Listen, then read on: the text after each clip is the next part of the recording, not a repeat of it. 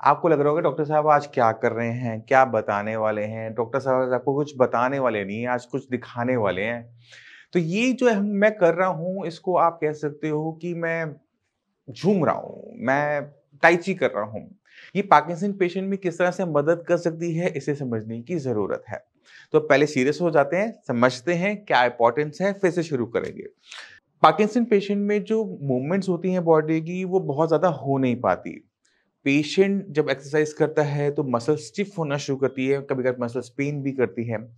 तो Parkinson patient को कुछ ऐसी एक्सरसाइज चाहिए होती है जहाँ पे बॉडी खुले, एक्टिवेट हो, बॉडी को अच्छा लगे, ब्रेन को अच्छा लगे क्योंकि अगर आप कोई भी एक्सरसाइज कर रहे हो, उससे थक रहे हो, बॉडी में पेन हो रहा है तो 2 दिन बाद, 3 दिन के बाद आप नहीं करोगे। तो हमें कोई ऐसे सस्टेनेबल एक्सरसाइज चाहिए होती है जो कि आप लंबे टाइम तक कर सको, जिसमें गिरने का डर ना हो, जिसमें चोट लगने का डर ना हो, जिसमें बॉडी एक्टिव हो, आपका एनर्जी लेवल हाई हो। तो हम ढूँढते रहते हैं, उसी ढूँढते-ढूँढते हमें मिला ताइ ची। ताइ ची इंडिया का नहीं है, पहले बता रहा हूँ। ताइ ची जो है वो चाइना से शुरू हुआ है बट अभी पूरे वर्ल्ड में फैल चुका है और इसके कांसेप्ट को समझना, एक्सरसाइज पे ज़्यादा मत जाना।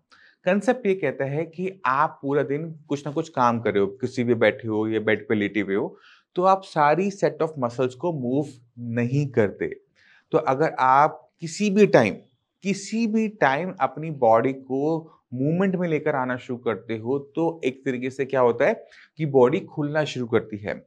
जो डिफरेंट डिफरेंट जगह में आपको पेन है, इन्फ्लेमेशन है, दर्द है, उसमें आराम मिलना शुरू हो जाता है। बॉडी अपनी कैपेबिलिटीज़ के अंदर रहती है, मसल्स में कभी दर्द नहीं होता।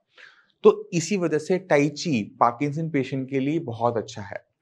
अब इसके कैसे करना है, क्या कांसेप्ट्स है, उसको हम समझने की कोशिश करेंगे।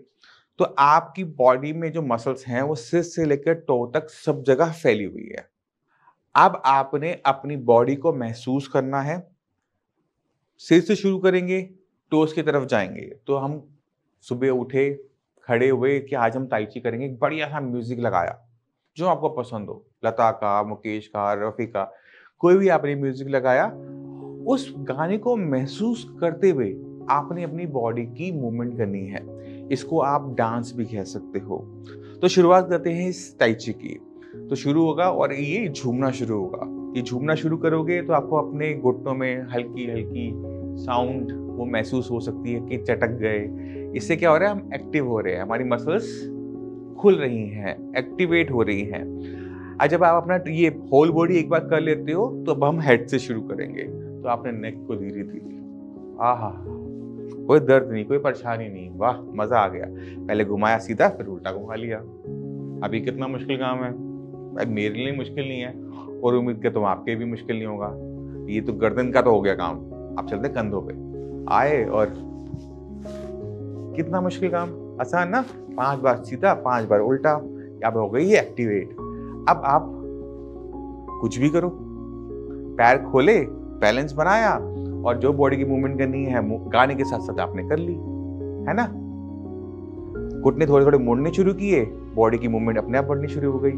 तो गाना जिस धुन में चल रहा है, उस धुन को पकड़ना है।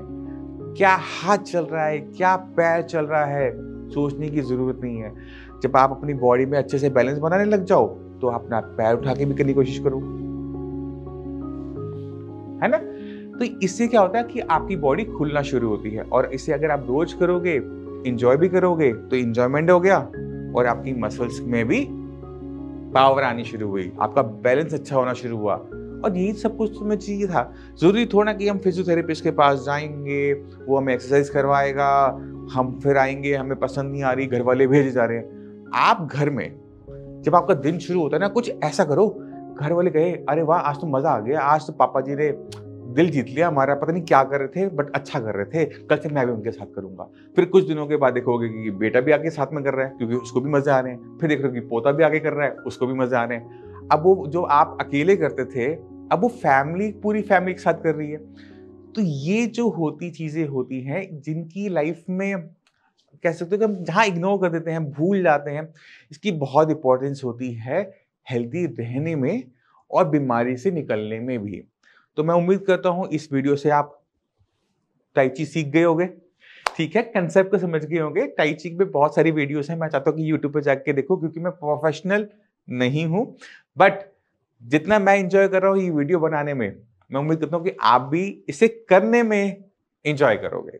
इसी के साथ चलने की आज्ञा चाहता हूँ, मिलते हैं अगली वीडियो में, तब तक के लिए बाय बाय।